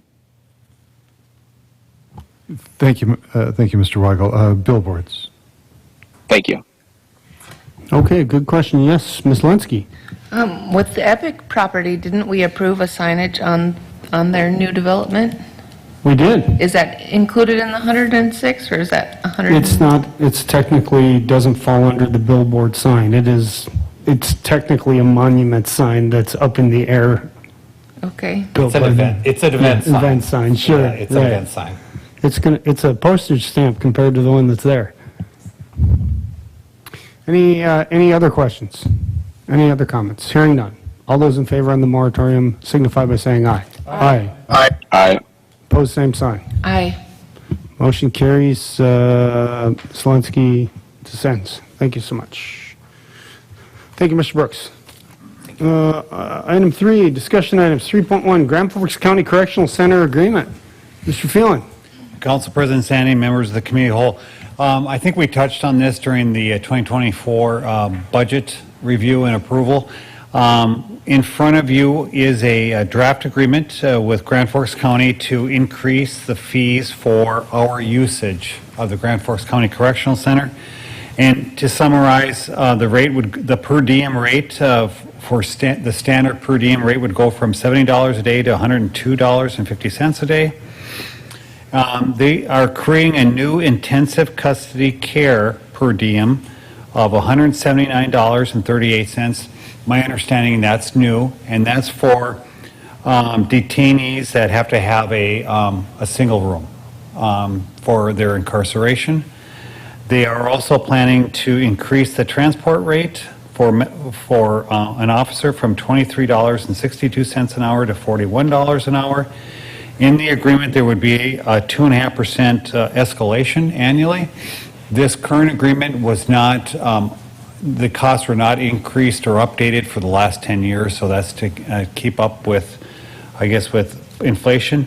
And then the final piece that's changed in this agreement is a split sentence. So kind of like a hotel, when you check out, so you check out on Sunday in a hotel, they don't charge you for being there on Sunday because you leave.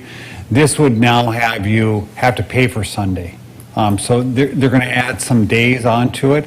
The other thing that it does do is provide a 25% surcharge for weekend days for the split sentencing. So the rates are going up, as I just noted.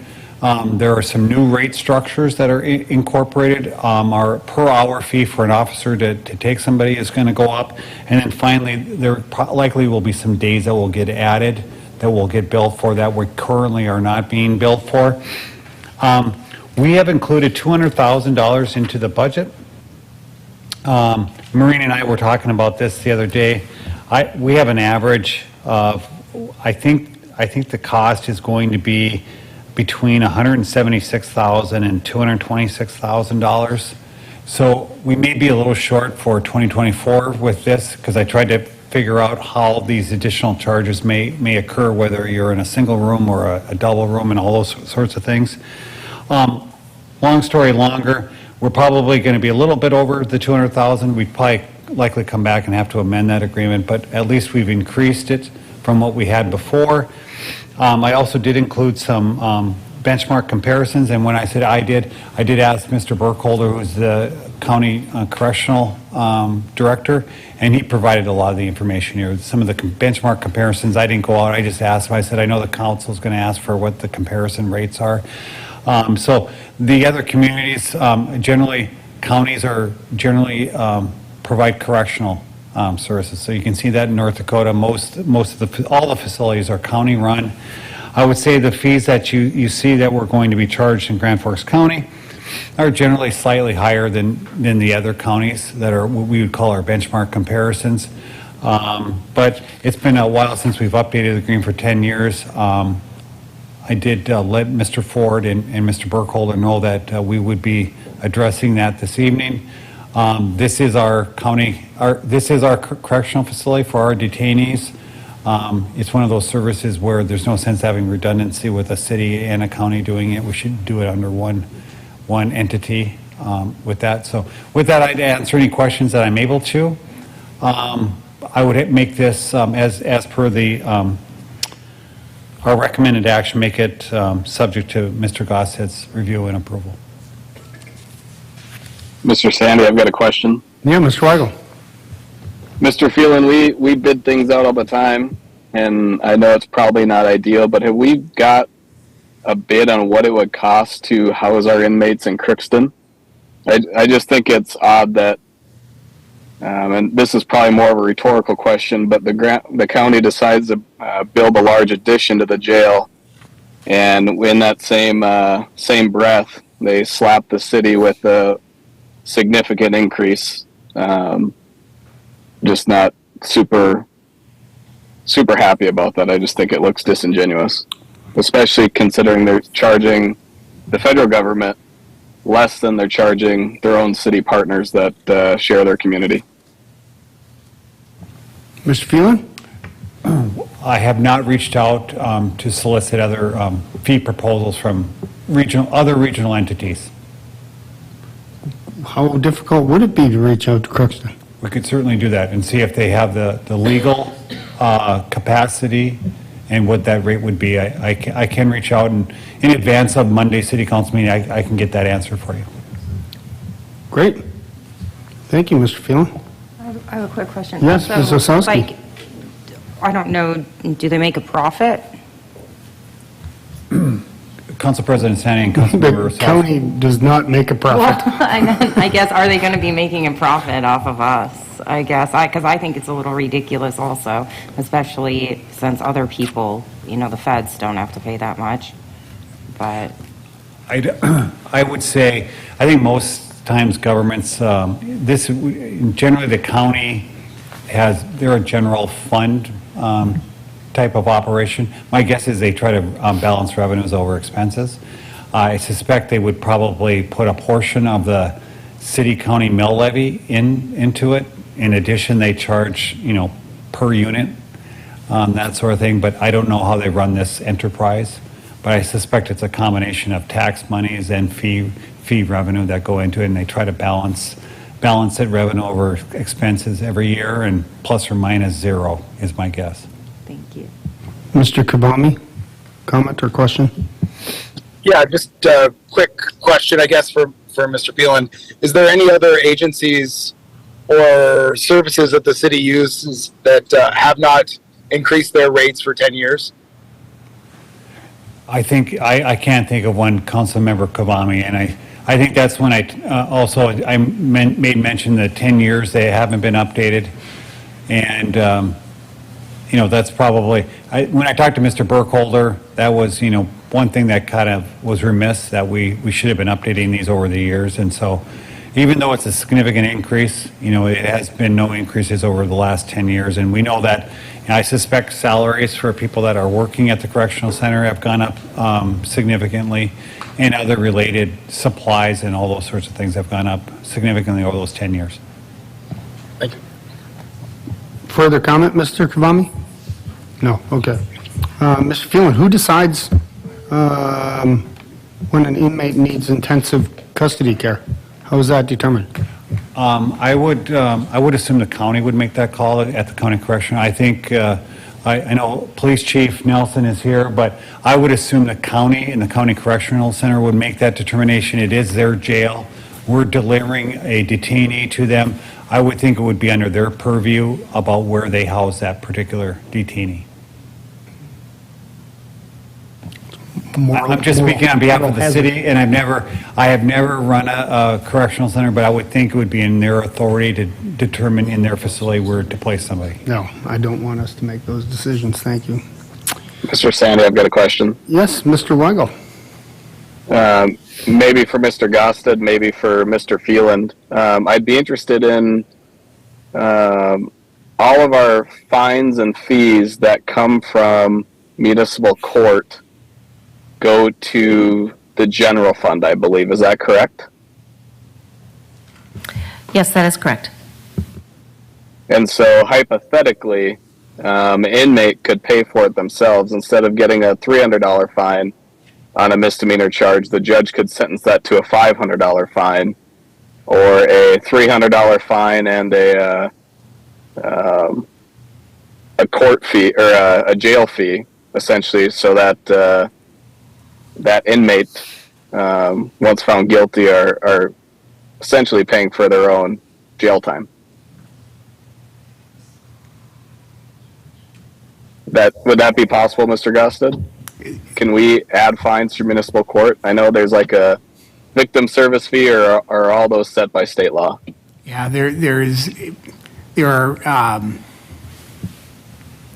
and I don't do the prosecution, my partner does most of the prosecutions, but there's a listing of certain charges, and the rate schedule is established for the particular charge. If you're going to add anything, you'd have to, as I understand it, and I'm not that familiar with it, to be quite candid with you, you'd have to make an adjustment to that, and you'd have to have the judge accept it as well. Sounds good. Is that something you could possibly look at, and just so we have particulars by next Monday? I know we're kind of loading you up this Monday for next Monday, but if you have that opportunity. I certainly will. Thank you, Dan. Thank you, Mr. Gusted. Thank you, Mr. Weigel. I'm not sure I'm on board with the concept of having the inmates pay for themselves, just because I think you run the hazard of having inmates not being able to pay and end up perpetually incarcerated, so. But it's certainly worth looking into it. Maybe the judge can pick and choose. So, does anyone want to move forward with this, or should we just table it until next week? Should we not table it? We should postpone until next week and when we learn more information about Polk County? Or do you want to just preliminarily approve it now because it doesn't really matter? Next week is when we make the decision. I'll move approval. Thank you, Mr. Weber. Is there a second? Second by Osowski. Thank you very much. Any other comments? Hearing none, all those in favor signify by saying aye. Aye. Aye. Opposed, same sign. Aye. Motion carries. Weigel dissents. Thank you. Moving right along. 3.2, award consultant contract CDBG 5-year consolidated plan update. Good evening. Colin, how are you? Good evening, doing well. President Sandy, members of the committee, on August 25th, you all opened up a window for requests for proposals to select a CDBG 5-year consolidated plan consultant. This is required every 5 years by Housing and Urban Development to receive our Community Development Block Grant funding. We received 3 responses by the deadline, one of which was rejected as non-responsive. The Community Advisory Committee met on October 4th and reviewed 2 proposals, one from Ask Development Solutions, the other from Root Policy Research. And it was unanimously recommended to contract with Root Policy. Initially, the budget was $45,000 for the consultant. That was based on the amount that we contracted with a consultant 5 years ago. That has obviously gone up. We do have the ability to use federal funds to cover the cost proposal, which came in at $53,480 and is on a not-to-exceed basis. Seeking approval to authorize proceeding with the consultant contract subject to city attorney's review and approve any necessary budget transfers. And I'll stand for any questions. Any questions for Mr. Hanson? Okay, question. Why do we bid this as in the format of, I don't know, what do you call it, most qualified versus lowest bid? Why aren't we trying to get the lowest bidder on this? So the 5-year consolidated plan is a very technical document to meet a lot of federal regulations that Housing and Urban Development places on cities' entitlement communities in order to expend those funds. Because of the highly technical nature of it, we use this RFP process to decide first on their ability to actually provide us a document that HUD will accept. Makes sense. Good answer. Good I'll answer. move approval. Mr. Weber moves approval, second by Osowski. Further comments? Hearing none, all those in favor signify by saying aye. Aye. Aye. Opposed, same sign. Motion carries unanimously. Thank you. Item 3.3, Hello Chief, Special Operations Group Joint Powers Agreement. Amendment number 4. President Sandy, members of the Committee of the Whole, basically, all that's really changed in our existing memorandum of understanding that we have on the Joint Powers Agreement is the addition of a deputy from Norman County onto our Joint Operations Group. So as we've went through there, all the signatories have ran it through their legal consideration as we've ran it through Mr. Gosted, and that's the only change to the existing memorandum. I'll move approval. I second. Moved by Weber, second by Osowski. Chief Nelson, what's the benefit to the city of Grand Forks to have a Norman County person on as part of the agreement? The benefit to us is, one, is when we do make purchases like for say UAS expendable items like that every participating entity pays for participation, so it does actually help when we make a bigger purchase to break down.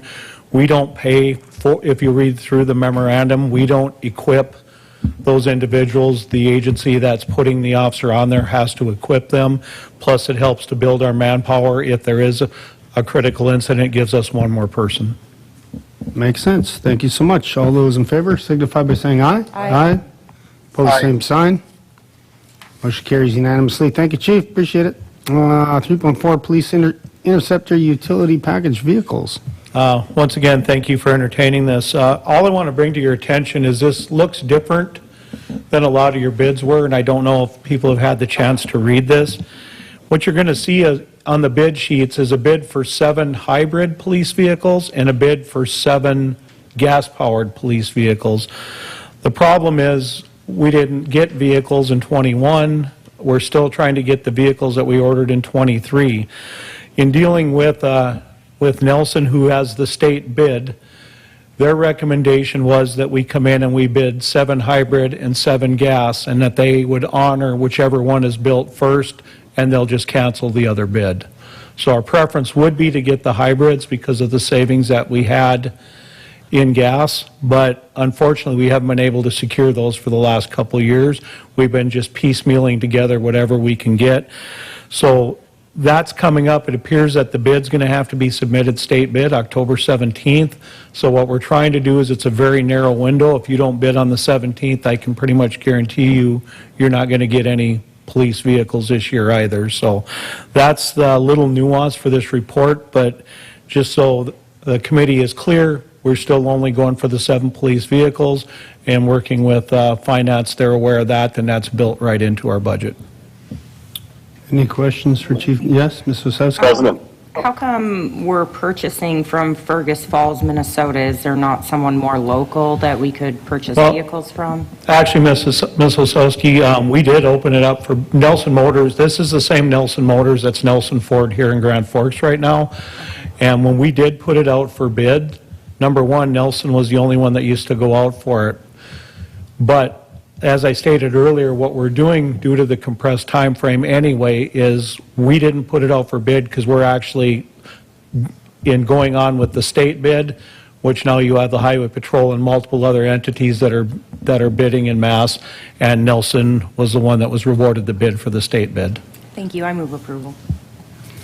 It's a motion by President Sandy, I'll Osowski. second with a question. Second by Weigel. Yes, Mr. Weigel? Chief, is there, and maybe it's more for Marine, is there enough money in cash carryover? Getting police cars right now is extremely difficult. And if we have an opportunity, yeah, we'll take the 7, but if we could also get the other 7, you don't realize how much you need a police vehicle until it's not available. And so if there's an opportunity to buy some now, the price is only going to go up. Should we be looking at doing that? Councilperson Weigel, members of the committee, that is something we could take a look at. I don't have the replacement schedule in front of me. We do have dollars allocated, I believe, also in the 2024 budget. So it's something possibly we could take a look at the cash position, and if it is something that in communication with police department, that would be the recommendation, we could bring it back to this body if that were something we'd want to move forward with. Thank you. Good idea, Mr. Weigel. Further comments or questions? We have a motion and a second on the floor. All those in favor signify by saying aye. Aye. Aye. Pose same sign. Motion carries unanimously. Thanks, Chief. Thank you. 3.5, declare fire department's obsolete radio equipment as surplus and authorize sale. Good evening, Chief. Good evening, President Sandy, members of the council. In 2020, City Council approved the purchase of new radio equipment using CARES funding that allowed us to migrate onto the new statewide interoperable radio network. As such, as an early adopter, the old equipment is no longer needed or used and it's obsolete, doesn't work with the new system. Requesting your permission to surplus this equipment and sell it to a company called Radio Well that either repurposes or recycles this equipment. I move approval. Moved by Osowski. Is there a second? Second by Veen. Thank you, sir. Any other comments or questions? Hearing none. All those in favor signify by saying aye. Aye. Pose same Aye. sign. Motion carries unanimously. Thank you, Chief Lorenz. Thank you. 3.6, bid award project 7978 reconstruction South Washington Street from 5th Avenue South to 1st Avenue North. Mr. Krenko, good evening. Good evening, President Sandy, members of the committee. This item and the following item are both bid awards that have not been opened yet. They're scheduled to be opened on Friday this week. Main reason why we're bringing it to you today is because we have a 5-Monday month, and to avoid having a bid award sometime in November and getting that word back to DOT. So we're bringing it for you tonight. This project is reconstructing the Washington Street underpass between First Avenue North and Fifth Avenue South. Scheduled for construction next year, and this is going to include reconstructing the roadway, the sidewalk, construction of a new pond in the southeast quadrant where the water tower used to be, new lift station, storm sewer piping, that sort of thing. Realistically, we're looking at about a 2-year construction on this one. Overall, we're looking at a total estimated project cost of about $15.7 million. Construction estimate of that is about $10.5 million. City share is anticipated to be about $1.6 million. And with that, staff is recommending concurring in the award. And once we get a low bidder, and then we will be updating the staff report once we get those bid results. I move approval. Moved by Osowski. Is there a second? Second by Veen. Thank you. Any other comments? Hearing none, all those in favor signify by saying aye. Aye. Aye. Opposed, same sign. Motion carries unanimously. 3.7 bid award, project 8718, 32nd Avenue South from I-29 to South Washington Street. CPR chip seal. Mr. Krinkle. Thank you, President Sandy. So this is the second phase of the project that occurred this past summer. Originally, we had it as one project, but the bids came in excessively high, so it got rebid as the mill and overlay. This is now the concrete portion of it, and it also includes a chip seal. Once again, scheduled for bid opening on the 13th, which is Friday. And city shares anticipated to be somewhere between $200,000 and $250,000 for this project. Construction estimate is about $1.9 million, and staff is recommending concurring in the award once it gets opened. Questions for Mr. Krinko? Move approval by Osowski, second by Ms. Linsky. Thank you. Any other comments? Hearing none, all those in favor signify by saying aye. Aye. Aye. Aye. Opposed, same sign. Motion carries unanimously. Thank you. Mr. Krinko, 3.8, consideration of property acquisition, future improvements, project 8725-1301 First Avenue North. Mr. Krinko. Thank you, President Sandy. This is a bit of an unusual circumstance we haven't run into very often, where a individual who is the personal representative of an estate of a individual passed away is interested in selling the property from the estate to the city. And this is located at 1301 First Avenue North. This is in the southwest quadrant of the intersection of North Washington Street and First Avenue North. It's pretty much right in that area where we're doing the reconstruction work next year. Overall, the personal representative of the estate has indicated this property is in relatively poor condition and is offering to sell it to the city for about $39,000. This is in a location that is in a very, very narrow right-of-way. There's a lot of benefit that could be had for future projects, and I believe we also have in our 6-year CIP, I want to say in 26, looking at reconstructing First Avenue. That's obviously subject to change as well. Staff recommendation tonight is just directing staff to open up negotiations into purchasing this property and then following through with all the necessary requirements and working with the city attorney, and then bringing a purchase agreement back to City Council in the future for approval. Moved by Weber, second by Osowski. Any comments? Thoughts? Hearing none, all those in favor signify by saying aye. Aye. Aye. Opposed, same sign. Motion carries unanimously. Thank you, Mr. Krinko. 3.9, task order, project 8682, Epitome Energy Infrastructure Manufacturer, Master Planning Support. Ms. Grasser, good evening. Thank you, President Sandy, members of the committee. This builds off of the presentation earlier tonight on the Epitome Energy project, and this would actually be a task order to begin some of the technical work that would go along with, building into that entire system. This would be for preliminary engineering, which would start laying out in more detail the location of the pipes. It includes a surveying and identification of easements needed, again, for that route. There's several miles, as noted, of infrastructure that's really, out in a rural area, so it's going to require, again, that surveying and identification. So this is the first step. Thank you, Mr. Grasser. We carry those costs, and then ultimately, some of them get special assessed. They're divided out amongst the benefited properties. Right, Mr. Costa, yes. Thank you. Council President, the only one add that I have in here that the staff report identifies that the funds would come out of the utility funds. We're also adding highway users account because there's several miles of roads out there. So again, divvying those costs up amongst the appropriate benefiting departments. Thank you, Mr. Grasser. Mr. Veen, comment? Yeah, just a quick comment. I met with Mr. Grasser today, reviewed this to see where we are with the pricing, and it all looked very favorable, so I'll make a motion to approve. I second. Motion by Veen, second by Osowski. Any other comments? Hearing none, all those in favor signify by saying aye. Aye. Aye. Aye. Motion. Opposed? Hearing none? Okay. Approved unanimously. Thank you. Thank you. Item 4, City Council Member, Mr. Weigel. Anything for the good of the order? Okay. Mr. Kavami? No, thank you, President Sandy. Okay.